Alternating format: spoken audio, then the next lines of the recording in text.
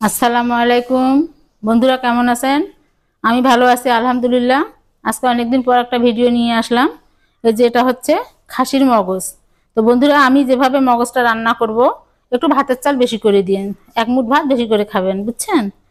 তো এই যে মগজটা নিয়েছি, এখন এই মগজের মধ্যে আমি দিয়ে দিচ্ছি কয়েকটা চিকন করে আলু কেটে নিয়েছি, আলু দিচ্ছি। আপনারা চাইলে এমনিও রান্না করে খেতে পারেন। তো আমার আলুটা দিয়ে খেতে ভালো লাগে, তাই আমি আলুটা দিয়ে দিলাম। আর বন্ধুরা, ভালো লাগলে লাইক কমেন্ট শেয়ার করে সাবস্ক্রাইব করে পাশে থাকবেন। আর এই যে পেঁয়াজ কুচি দিয়ে দিলাম, বড় সাইজের 3টা পেঁয়াজ কুচি দিয়ে দিলাম। আমার ভিডিও ভালো লাগলে অবশ্যই সাবস্ক্রাইব করে অল বাটনটা চেপে রাখবেন, তাহলে আমার পরবর্তী ভিডিও দেখার নোটিফিকেশন চলে যাবে আপনাদের কাছে। এখন দিয়ে দিচ্ছি পরিমাণ মতো রসুন বাটা। যেহেতু খাসির মগজ, একটু আদা বাটা রসুন বাটাটা দিলে খেতে ভালো লাগবে। এখন দিয়ে দিচ্ছি আদা বাটা। বন্ধুরা, আমি যেভাবে রান্না করতেছি এভাবে একদিন হলো রান্না করে খেয়ে দেখবেন, অনেক ভালো লাগবে খেতে। এখন দিয়ে দিচ্ছি পরিমাণ মতো লবণ, হলুদ। আর ঝালটা আপনারা আপনাদের মতো করে দিবেন, আমি আমার মতো করে দিচ্ছি। এটা কাঁচা মরিচ দিয়েও খেতে পারেন, তবে আমি শুকনা মরিচের গুঁড়াটা দিয়ে দিলাম। এখানে দিলাম গরম মশলার গুঁড়া, এখানে আছে এলাচ, দারচিনি, লবঙ্গ, ধনিয়া, জিরা সব আছে, একসঙ্গে গুঁড়া করা আছে। খাসির মগজে এটা না দিলে খেতে ভালো লাগবে না। আর এটা হচ্ছে শুধু জিরার গুঁড়া। আর তেলটা আমি একটু বেশি করে দিব, যেহেতু ভাজা করব। বন্ধুরা, প্লিজ ভিডিওটা আমার কেটে কেটে দেখবেন না, তাহলে আমার ওয়াচ টাইম হবে না।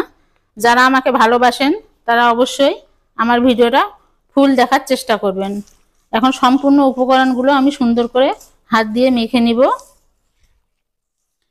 আমি কিন্তু মগজের উপরের যে চামড়াটা থাকে, সেই চামড়াটা কিন্তু আমি সম্পূর্ণ তুলে নিয়েছি, দিয়ে ভালো করে পরিষ্কার করে নিয়েছি।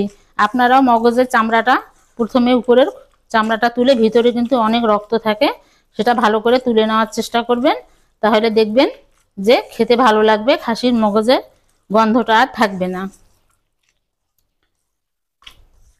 এভাবে সুন্দর করে আমি মেখে নিলাম। আপনারা কিভাবে খান আমি জানি না, আমি যেভাবে খাই সেভাবে আমি মেখে নিলাম। দেখেন আলু সব মগজ মাখানো হয়ে গেছে। এখন আমি শুধু একটু হাত ধুয়ে পানি দিচ্ছি, এখনো কিন্তু আমি চুলায় বসাইনি। এই যে এখন হয়ে গেছে মাখানো। আমি এখন চুলায় বসিয়ে দিয়েছি বন্ধুরা। দেখেন কিছুক্ষণ যাওয়ার পর কিন্তু একটা শক্ত ভাব চলে আসবে, ভয় পাওয়ার কিছু নাই। আমি 2 মিনিট জাল দিয়ে নিচ্ছি, তারপর 2 মিনিট পর আপনাদেরকে দেখাচ্ছি। 2 মিনিট পর আমি ফিরে আসলাম। দেখেন বন্ধুরা, এই যে তলার মধ্যে একটু লেগে লেগে যাবে, এটা কিন্তু ভয় পাওয়ার কোনো কারণ নাই। আমি কিন্তু ঢাকনা দেইনি, এটা ঢাকনা ছাড়াই রান্না করতে হবে, এবং চুলার জালটাকে অবশ্যই মিডিয়াম রাখতে হবে, রেখে এভাবে আস্তে আস্তে নেড়ে নেড়ে ভাজতে হবে। তো আমি এভাবে আস্তে আস্তে নেড়ে তারপর আমি 3 মিনিট পর ফিরে আসছি। আমি 3 মিনিট এভাবে রান্না করে নেব। আমি 3 মিনিট পর ফিরে আসলাম। 3 মিনিট পর ফিরে আসলাম। আপনারা চাইলে এভাবে খেতে পারেন, অনেকে এভাবে খায়, তো আমি এভাবে খাবো না। আমি আর একটু চুলার জালটাকে মিডিয়াম রেখে ঘন ঘন এভাবে নাড়তে থাকবো, আর একটু ভাজা করে নিব। তো আমি আরও 3 মিনিট ভেজে নিব।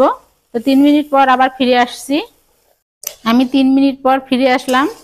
বন্ধুরা দেখেন, আমি কিন্তু চুলাটা বন্ধ করে দিয়েছি এই কারণে যে এই যে সাইডগুলো লেগে গেছে, এইটা যদি আমি চুলাটা বন্ধ করে রাখি কিছুক্ষণ, তাহলে এই সাইডগুলো কিন্তু উঠে যাবে। দেখেন আমি কিভাবে তুলতেছি, এভাবে উঠে যাবে, সব উঠে যাবে। তা আমি একটু ঠান্ডা করে নেই, তারপর আপনাদেরকে দেখাচ্ছি। আমি সার্ভ করে নিয়েছি। ভালো লাগলে লাইক কমেন্ট শেয়ার করে সাবস্ক্রাইব করে পাশে থাকবেন। আল্লাহ হাফেজ।